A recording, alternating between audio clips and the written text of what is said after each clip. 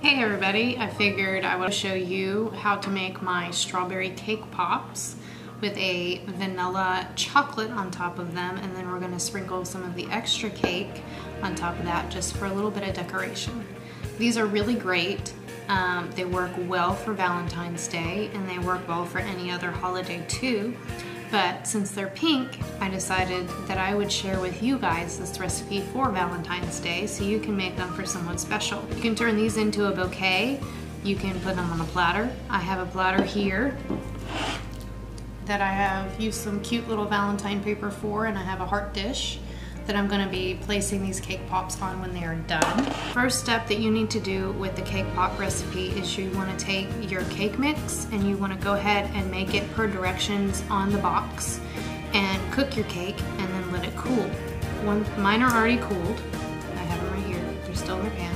We're going to flip them and we're going to put them into a bowl, and then we are literally just going to crumble the cake out into little bits. Then we're going to add our icing. We're going to mix it up. Then we're going to form them into balls, and then we're going to have to, excuse me, then we're going to have to put them into the freezer until they get hardened and cold.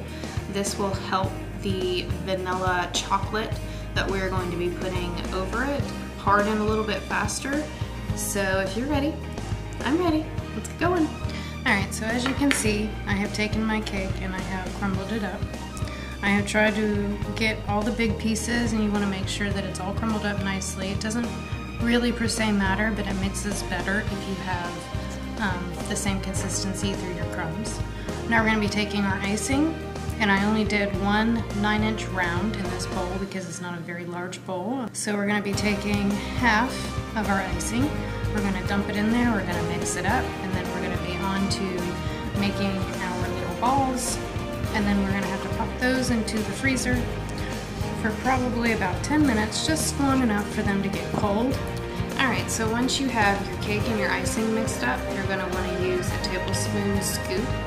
If you have a little mini ice cream scoop, those work really well too. What you want to do is you just want to take about a tablespoon of it, roll it up into a ball, like so, and then place it on a parchment paper lined cookie sheet.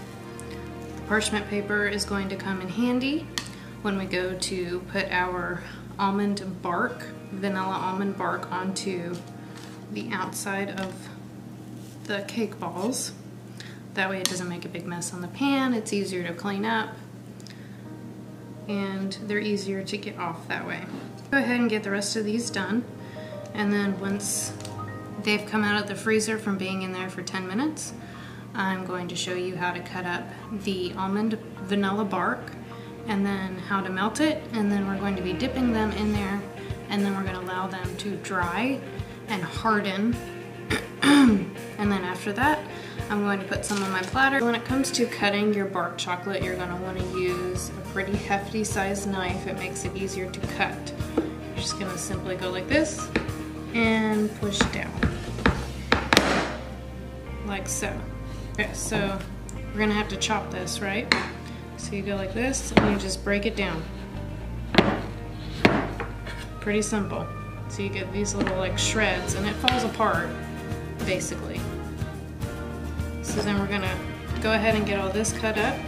We're gonna put it in a bowl and we're going to melt it in the microwave, doing first a 30-second increment and then 10-second increments after that. Alright, once you get your chocolate melted, you want to make sure that you take some of your extra cake crumbs and you make them into little teeny tiny pieces. Let's get you a close-up of it.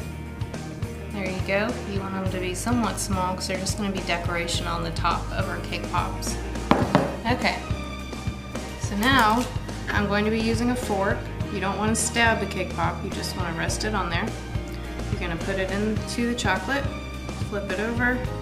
You want to make sure that it is nice and coated, like that. Then we're going to want to put it over here, some of our cake, and we are just lightly going to sprinkle it on top. Alright, there you go. I have put some of the cake pops right here on this platter, and I have added these cute little glittery hearts on there with my Valentine paper. And then on this one, I have some of these other glittery hearts in there, and I have turned my cake pops into a bouquet, and I have adorned it with a cute little ribbon on the bottom. These are just wonderful. They're great for Valentine's, they're great for any time of the year, but especially Valentine's because the pink fits in perfectly. I hope that you guys love this recipe as much as I do, and I hope that you all have a wonderful Valentine's Day. Thank you for watching. Bye-bye.